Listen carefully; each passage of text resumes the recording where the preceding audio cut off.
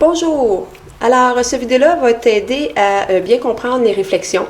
Donc, j'ai justement devant moi un quadrilatère ici, donc j'ai un losange avec un axe de réflexion. Donc, je vais devoir tracer la réflexion de ce losange de l'autre côté de mon axe de symétrie. Donc, la première chose à faire, bien, premièrement, tu vas avoir besoin soit d'une équerre ou soit d'un rapporteur d'angle. Moi, je préfère le rapporteur d'angle, c'est la méthode que je vais te montrer. Mais si tu utilises une équerre, ça peut aussi fonctionner parce que ce qu'on doit faire, c'est tracer des droites qui sont perpendiculaires, donc à 90 degrés avec l'axe de symétrie et qui va aller rejoindre chacun des sommets. Donc, tu pourrais le faire comme ça avec ton équerre. OK? Mais moi, je préfère prendre le rapporteur d'angle parce que ça va me permettre d'aller tracer ma droite des deux côtés, donc de passer des deux côtés de mon axe de symétrie, ce que je ne pourrais pas faire avec l'équerre. Avec l'équerre, je suis seulement de un côté. Donc, je vais sauver une petite étape à ce moment-là. C'est mon petit côté paresseuse. Alors, je prends mon rapporteur d'angle et je le mets à 90 degrés. Donc, ça veut dire que je veux que le 90 degrés qui est indiqué ici arrive directement sur mon axe de symétrie. Donc, je vais aller me placer le plus précisément possible. Et je vais glisser jusqu'à temps que j'arrive au sommet de B. Donc, pour avoir le point B. Et je suis encore à 90 degrés. Et là, je trace une droite qui est perpendiculaire à mon axe de symétrie. Donc, tu n'es pas obligé de le faire, mais juste pour te montrer, c'est ici que je veux dire que c'est perpendiculaire, donc c'est à 90 degrés. Je dois faire ça pour chacun de mes sommets. Donc, je fais la même chose pour le point A. Je le place précisément ici. Et là, je vais tracer une perpendiculaire. Pour le point C aussi, là, on voit qu'il ne me reste plus beaucoup d'axes ici. Mon rapporteur commence à être plus difficile à placer pour m'assurer que je suis bien à 90 degrés. Rien ne m'empêche de changer de côté. Donc, je le change de côté, je me mets encore à 90 degrés et je vais aller glisser jusqu'à temps que j'arrive au point C, juste ici, et je trace ma perpendiculaire. Et il m'en reste une dernière, donc pour le sommet D, le point D, on recommence encore à 90 degrés et on trace. Toutes les droites que j'ai tracées devraient être perpendiculaires à l'axe de symétrie.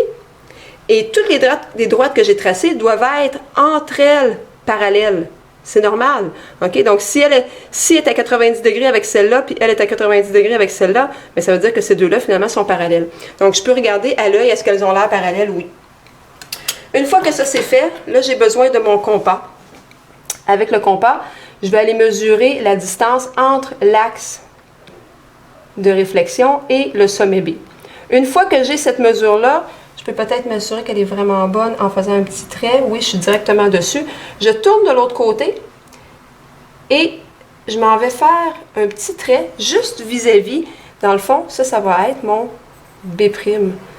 Donc, il faut que ça soit la même distance entre l'axe et B qu'entre l'axe et B'. J'aurais pu le faire avec une règle. Okay? J'aurais pu aller prendre ma mesure ici avec une règle. Dire, ben là, ça mesure 1,65, donc 1,65. Mais c'est pas très précis. Puis là, après ça, il faut que j'aille la reporter de l'autre côté. Je peux faire des erreurs de lecture. Mais j'aurais pu le faire comme ça. Si j'avais pas eu de compas, ça aurait été correct quand même. J'aurais pu me débrouiller.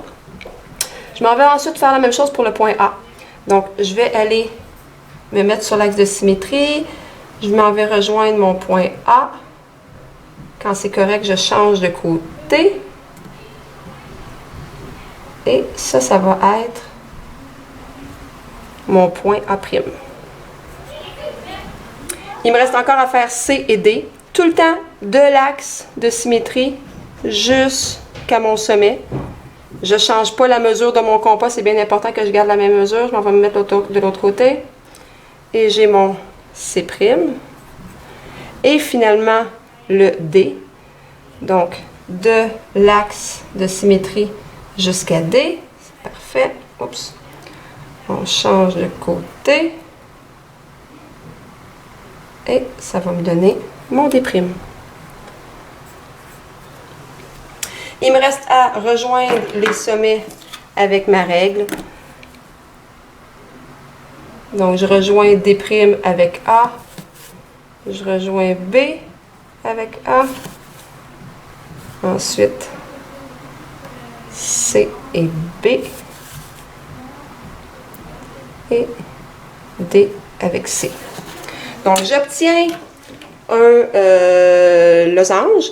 Donc, si je change un petit peu ma feuille juste pour voir, je la mets comme ça droite, ça peut me sembler plus évident si oui ou non c'est symétrique, donc en mettant l'axe de symétrie de façon verticale. Et tu peux toujours aussi te vérifier un petit peu, c'est que si tu, je vais essayer de le faire à l'écran, si tu plies ta feuille sur l'axe de symétrie, eh bien tes deux figures devraient arriver une par-dessus l'autre. OK? Donc, ça peut être une façon de te vérifier rapidement. Donc, des fois, si ta figure est vraiment pas correcte, là, en faisant ce petit test-là, tu vas t'apercevoir que si oui ou non, elle semble être symétrique. Donc, j'espère que ça t'a aidé, puis on se revoit en classe. Bye bye!